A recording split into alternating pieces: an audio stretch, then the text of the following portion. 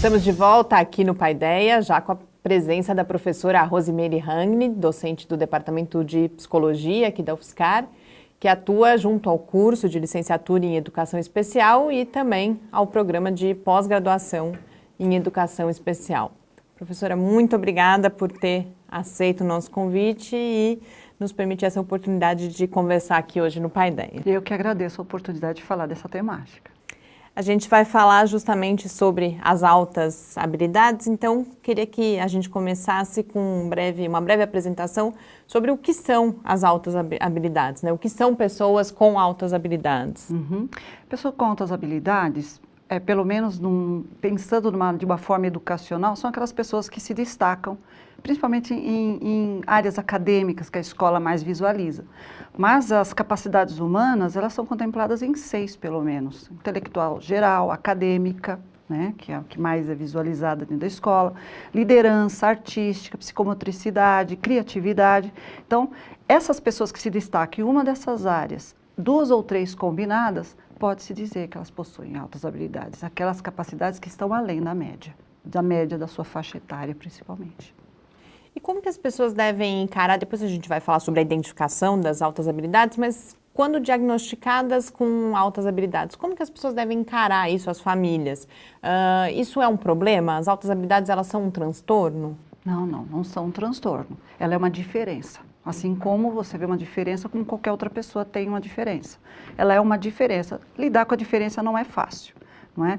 Principalmente numa sociedade que estereotipa as pessoas. Não é? Mas as altas habilidades, ela pode se tornar um problema quando as pessoas que estão à volta dessas que são identificadas não reconhecem essas características como positivas, por exemplo. Não é? E essas crianças pequenas sofrem bullying, os adolescentes que muitas vezes eles escondem as suas capacidades para pertencer ao grupo por conta do próprio desenvolvimento da adolescência.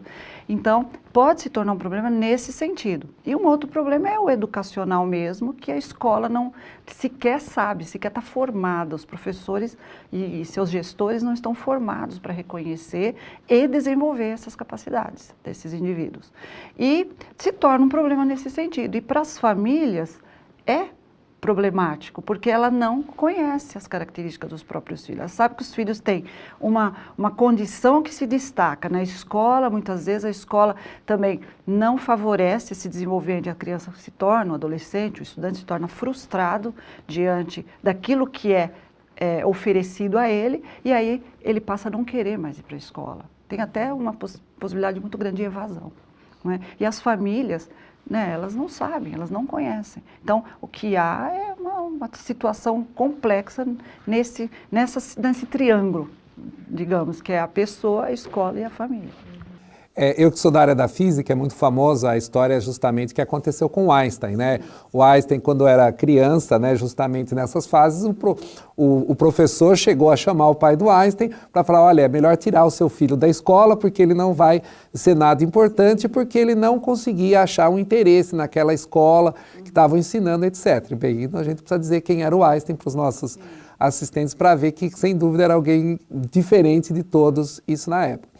E essa questão, muitas vezes, a gente mesmo aqui na universidade, como professor, a gente encontra alguns desses alunos também com essas habilidades e a gente também tem dificuldade de lidar com eles, porque algumas vezes eles aparecem para nós, eu acho, em particular, na minha experiência docente como da área de física, já passei com alguns que eu acho que seriam classificados como isso.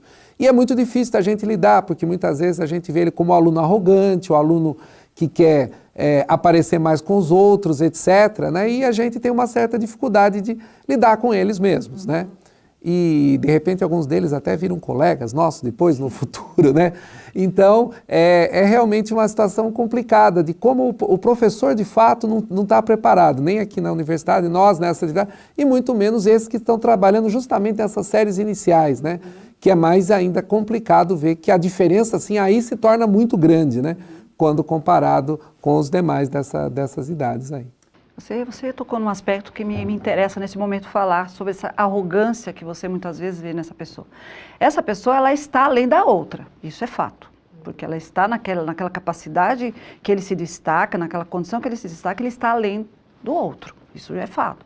Agora, esta arrogância que ele apresenta é o que nós percebemos. Lógico, faz parte da personalidade de cada um, mas um acompanhamento psicológico, desde que identificado isso, desde a tenridade, isso é extremamente importante. Desde que haja um acompanhamento, que haja uma formação, uma informação para os pais, essa possibilidade que a sociedade, o sistema deveria ter de acompanhamento para que se evite essa arrogância.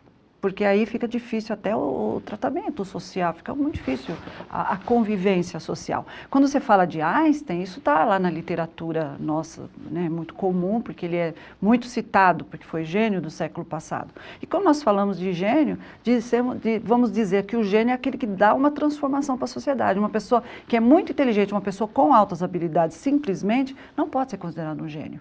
Um gênio, sim, com altas habilidades, mas o contrário não é verdadeiro. Então, Einstein, nem todos os físicos foram um Einstein.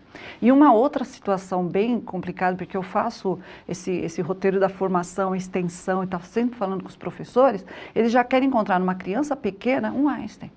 Não, eu não tenho ninguém com capacidade na minha sala. Quando ele visualiza um Einstein, visualiza um Picasso, né, e um Walt Disney como criatividade, então ele quer visualizar como uma criança pequena já aquele ser já formado, né? Então isso é muito difícil, mas é a falta mesmo do conhecimento. Isso vai desde a educação básica até a universidade, sim. Nós temos assim professores, até da área da própria educação especial, que têm dificuldade de compreender esse aluno que se destaca, porque a educação especial sempre foi muito voltada para o atendimento às deficiências, aquele aluno limitante, né? E não para esse aluno que se destaca. Eu acho também, a gente como pai também, muitas vezes, cria enormes expectativas com esses filhos, com essas habilidades a mais. A gente também fica achando que sou agora, meu filho é o próximo Einstein, vai revolucionar o mundo, etc. E isso também exerce uma pressão muito grande, né? Isso me faz lembrar daquele filme famoso com a Jodie Foster, acho que chama Mentes que Brilham, né? Que era justamente, né, ali é um exemplo bastante interessante dessa situação, né? O garoto, ele só queria brincar, ele não queria estar com 12 anos de idade estudando física quântica na universidade, né? Eu utilizo esse filme, inclusive, em aula, como exemplo, né?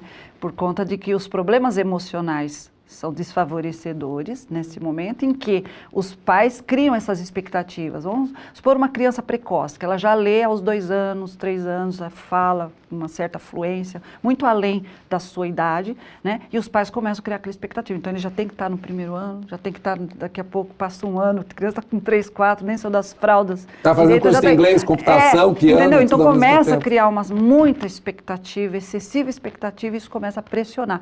Não só pressiona o seu filho, como ele começa a ter um relacionamento com uma certa dificuldade com os irmãos que não possuem a mesma condição. Então, assim, no Brasil nós temos uma escassez de estudos ainda, né, digamos, para essa temática no geral, e com alguns tópicos, como família, por exemplo, ainda bem desprivilegiados de pesquisas. Ainda aproveitando o gancho desse filme, o maior problema não era a família ali no momento, e sim a psicóloga, que criava uma grande expectativa. Há também uma falta também dos nossos psicólogos também preparados para tratar isso, né? Eu estou aqui na cidade, né, que eu assumi há 4 anos. Então, o trabalho, que você sabe, aquele trabalho de formiguinha dentro da universidade, uma temática, uma área dentro da educação especial, que o nosso programa é único do país em educação especial, mas não tinha nada ainda fortalecido para essa temática, apenas voltado muito para as deficiências por conta da criação, dos seus especialistas e os professores do programa. Então, eu vim há 4 anos, então você vai começando a trabalhar toda essa, como fortalecer a temática dentro do programa, e você percebe muito isso, que não se tem. A cidade realmente tem algumas dificuldades ainda de conhecimento da área, então a gente vai burilando, vai trabalhando ali, plantando as sementinhas até chegar, né, uma condição de que a gente realmente tenha pelo menos um sistema, né, que olhe mais para essas pessoas. E você trabalha justamente com a identificação das altas habilidades nos diferentes níveis de ensino e com a intervenção pedagógica. Eu queria que a gente falasse um pouquinho dessa questão da identificação. Como que se identifica? Quais são os principais desafios? Algo que a gente ouve muito falar, teste de QI. Ele é válido, ele não é válido? Como que é esse processo de identificação? Posso fazer até um link justamente com a pergunta dele anterior, né? Eu não queria mencionar mais enfaticamente, mas nós temos assim uma formação muito ruim, né, para essa temática nos níveis de licenciatura e psicologia. Então, aqui na cidade, por exemplo, eu não encontro nenhum psicólogo que consiga trabalhar, né, que tenha uma especialidade que eu pudesse levar um aluno que foi destacado mais para esse psicólogo para poder orientar ou para a família. Então, fica difícil, né? Mas essa identificação, esses testes de QI, foi por muitos anos muito valorizados, não é? Porque esta área sempre foi assim, não digo não administrada, mas gerida muito por psicólogos. E depois, com o passar dos anos, eles começaram a transitar pela educação, não é? Eu acho que é evidente que se precisa ver lá na educação. Mas a identificação hoje, nós temos condições de identificar pedagogicamente, sem precisar de testes padronizados. Né? Não desmerecendo o teste, apesar que na literatura tem algumas pessoas que desmerecem os testes padronizados, mas a gente tem que pensar também que os testes de QI, eles sempre foram importantes, no mundo inteiro ele é valorizado, e outros testes, como de criatividade e tudo mais. Mas os testes de QI, o grande problema que nós vemos, inclusive eu compartilho dessa ideia, é que os testes de QI, ele vai direcionar apenas para duas áreas, lógico, matemática e a verbal. E nós temos outras áreas, como eu citei inicialmente. Então, um teste de QI jamais ele veria a parte artística. Jamais ele detectaria a liderança. Então, hoje nós falamos, os testes de QI eles são um complemento, mas não essenciais.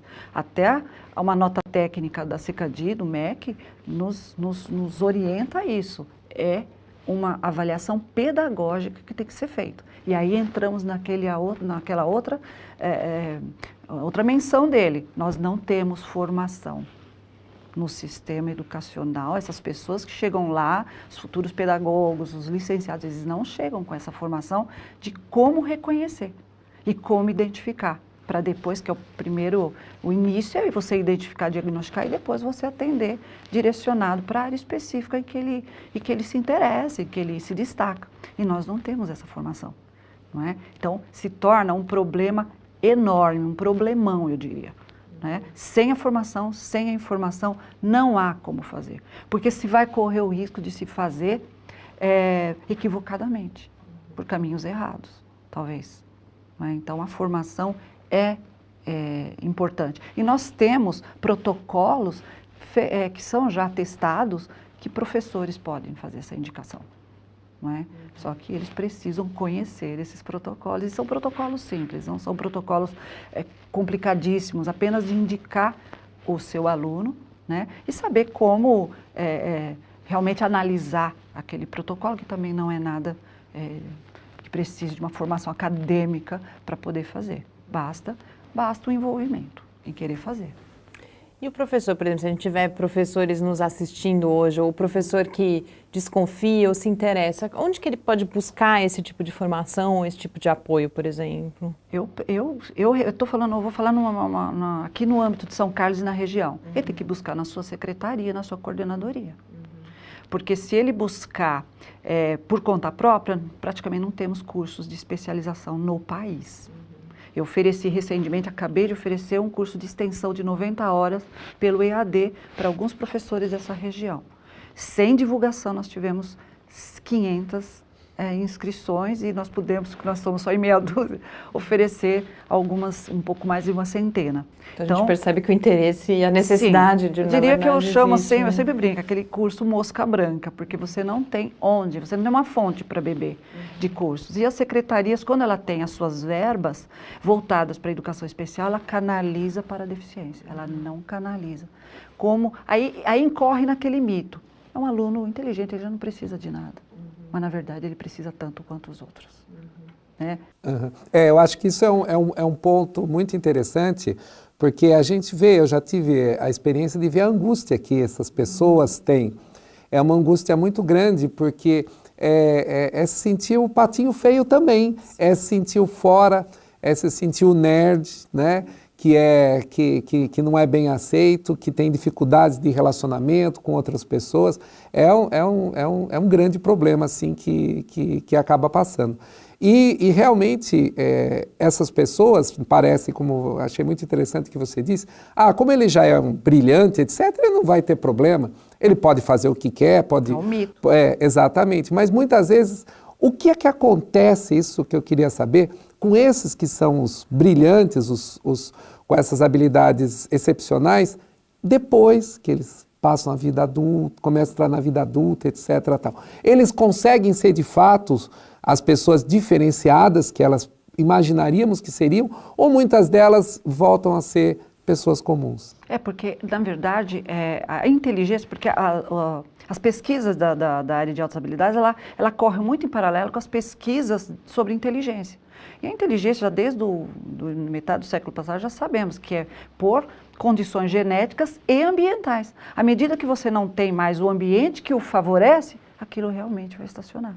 Então, você precisa favorecer, né? Você precisa desenvolver, você precisa estimular. Não é? E se você tiver um ambiente que estimule para o lado negativo, isso vai acontecer. Você está vendo isso nos presídios. Não precisa ir muito longe, né? Então, acabam utilizando, por exemplo, a liderança, que é uma área, lá para dentro, para o lado negativo, e acabam grandes líderes criminais, né, nocivos para a sociedade. Então, o que nós percebemos é que precisamos estimular, né, educacionalmente, a sociedade precisa, a comunidade precisa estar informada, e que essas pessoas acabam frustradas quando não conseguem suas devolutivas, digamos assim, ela passa a ser frustrada, e ela passa a ter problemas emocionais, muitas vezes isolamento, muitas vezes, né, problemas ou depressão, porque ela fica frustrada, são problemas emocionais que são vários. Não é? E que a gente não vai dizer, então uma pessoa que tem as habilidades, ela vai ter problemas emocionais. Não, nem todos. Alguns têm uma resiliência, alguns conseguem até, diria, superar, não é? Mas eu digo que são poucos. Né? Precisa realmente de um desenvolvimento, de um programa educacional que já comece já desde o início. E justamente em termos da intervenção pedagógica, que tipo de ações podem ser realizadas na escola, junto aos professores, às próprias crianças e também aos pais? Então, as ações pedagógicas são várias. Desde que você detecte o interesse desses indivíduos, desses escolares, sejam eles em que nível tiver, você tem que criar condições para que ele tenha desafios e estímulos. E que realmente consiga desenvolver aquilo que ele entende melhor. Não é? E por meio de projetos, por exemplo, não precisa ser nada fantástico, mas por meio de projetos específicos, mentorias, aqui na universidade poderia ser mentorias, né? Muitas vezes nós temos nossas iniciações científicas, nós detectamos um aluno que bom, que se destaca, a gente já, olha, vem aqui, vamos fazer uma iniciação científica. Então, tem meios que você pode estimular o aluno desde lá da educação infantil. Você pode, porque é terrível. Imagine você ter interesse por algo e não poder se desenvolver. Você você amar a música e não tiver condições de desenvolver. Porque você jamais vai saber se alguém vai ser um bom instrumentista se você não oferece o instrumento. Então você precisa favorecer. Então, tem um americano que é uma referência mundial nessa área, que é o Joseph Renzulli. Ele usa uma palavra que eu percebo em todos os textos: oportunizar. Você precisa oportunizar por meio de projetos elaborados e bem direcionados, não é? Pedagogicamente. E a escola pode fazer isso, desde que tenham professores bem formados e comprometidos. Não é? Agora, eu vou te falar o outro lado, pelo que eu percebo na prática, dá trabalho. E o sistema nem sempre auxilia esses profissionais a fazer. Nem sempre. E um dos trabalhos que você realiza diz respeito mais especificamente às famílias, que é o espaço de empoderamento. Queria que você contasse um pouco sobre esse projeto, como que ele se desenvolve. Sim, quando eu vim para cá, eu comecei a trabalhar nas escolas. Eu ia até as escolas, falava nas reuniões coletivas e comecei a perceber a dificuldade, porque alguns professores falaram, eu tenho esse aluno, mas aqui a gente não consegue fazer nada. E aí comunicava um pouco a família já percebia antecipadamente sobre seu filho, e aí começaram a nos procurar. E nessa procura, nós percebemos, então, é a hora realmente de começar a fazer reuniões e dar essa informação, informá-los dos próprios direitos para ir até o poder público, para exigir essa palavra. Porque o que eu percebi é que, como São Carlos não tem, o sistema municipal não tem ainda um programa que contemple esses seus escolares da rede, do sistema deles, o que começava? As escolas, quando os pais procuravam as escolas, os pais não eram bem atendidos, digamos. Talvez até pelo gestor não saber nem do que se trata, não é? Não eram bem atendidos, aí os pais começaram a nos procurar. Então, desde o ano passado, desde abril do ano passado, eu comecei a fazer reuniões mensais com o intuito mesmo. A meta era essa, é atingir os pais para que procurem seus direitos e consigam compreender, mesmo na sua simplicidade, porque nós temos pais, desde os nossos colegas, pais, professores aqui da universidade, que nos procuraram, frequentam nosso grupo, professores na outra universidade aqui da USP, temos pais de escolares da rede pública, mas que todos eles tinham a mesma condição, não conheciam essas características dos próprios filhos. Não é? Então, nós procuramos informá-los, né? Debater, eu trago convidados. Esse mês eu trouxe uma pessoa de Londrina que falava sobre família, uma pessoa aqui de São José do Rio Preto que também trabalha com essa facilitação com família e programa, porque São José do Rio Preto tem um programa. Então, eu procuro informar e fazer com que eles procurem mesmo, na rede particular, na rede pública, até no sistema S que nós temos, que procure como a escola pode também começar a trabalhar e atender melhor, e que eles saibam realmente conversar com o gestor quando vai. Mas a gente percebe que o gestor desconhece, né? Então, é esse o objetivo. Então, são essas reuniões mensais que a gente tem feito. Pessoa pode participar. Qualquer pessoa, ela pode vir, não precisa ser aviso nenhum, ela vem naquele horário, e aí a gente vai conversando, e a gente já tem conseguido muitas coisas, assim, eu diria, pela dificuldade do próprio município de não ter tido nada, né? Hoje a gente já tem, eu entrei com uma sugestão de projeto de lei na Câmara, aqui, ele já foi protocolado essa semana passada, então, para se atender, né, porque eu percebi que horizontalmente não dava, a gente conversava não dava, então tem que ser numa maneira vertical mesmo. É obrigatório porque está lá em lei, ninguém está pedindo nada de extraordinário, está lá dentro da Lei de Diretrizes Básicas da Educação Nacional, da Política Pública de Educação Especial, está lá o atendimento a esse público, o que não acontecia aí em São Carlos e não acontece ainda, por enquanto. E para além disso, para além desse empoderamento dos pais, para que eles possam reivindicar esse tipo de atendimento, os pais eles também têm um papel no estímulo a essas crianças? Eles também podem, em casa, por exemplo, contribuir para que elas não se frustrem e possam se desenvolver? Sim, no caso, quando ele falou da expectativa, que essa palavra é bem comum, a expectativa que os pais criam, quando ele conhece as características, que o filho tem uma diferença, e a diferença não é fácil, mas quando ele conhece isso, ele passa a diminuir essas expectativas. Ele passa a conhecer, ele passa a melhorar até o relacionamento. Porque ele sabe, nossa, meu filho está com dificuldades na escola, não por incapacidade dele, mas a dificuldade de ser reconhecido na escola pelos colegas e tudo mais, não é? Então ele passa a ter uma relação melhor, eu diria, né? Um enfrentamento melhor, talvez seja essa palavra. E ele passa a buscar ajuda. Quando ele vem ao nosso grupo, ele está buscando ajuda. E é interessante, nós temos desde doutores e pós-doutores no nosso grupo até pessoas bem sem uma educação formal, eles estão lá. E eles estão procurando, porque as altas habilidades ela é extremamente democrática, ela nasce em qualquer população, em qualquer condição social, né? Então, eles estão lá em busca das mesmas coisas. Meu filho sofre, meu filho tem problemas por ter altas habilidades, por se destacar academicamente. Porque quando eles vêm, meu filho se destaca, porque a visão deles é na escola, né? Então, meu filho se destaca, meu filho tem esses problemas e não está conseguindo enfrentar a escola bem. Professora, muito obrigada. Infelizmente, o nosso tempo acabou. Parabéns pelo trabalho e agradeço muito essa oportunidade da gente tratar desse tema. Eu acho que é sempre, como você mesmo colocou, a gente falar sempre sobre isso. O acesso à informação sobre as altas habilidades, sem dúvida nenhuma, é uma parte importante, né? Eu agradeço a oportunidade e realmente a informação é essencial. Essa é a palavra-chave.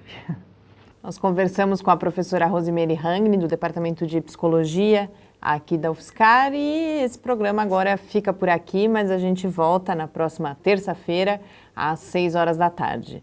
Acompanhe o Lab também no Facebook, no Twitter, ou fale com a gente pelo e-mail cliqueciência@ufscar.br. Muito boa noite. Uma boa noite a todos. Ok, boa noite.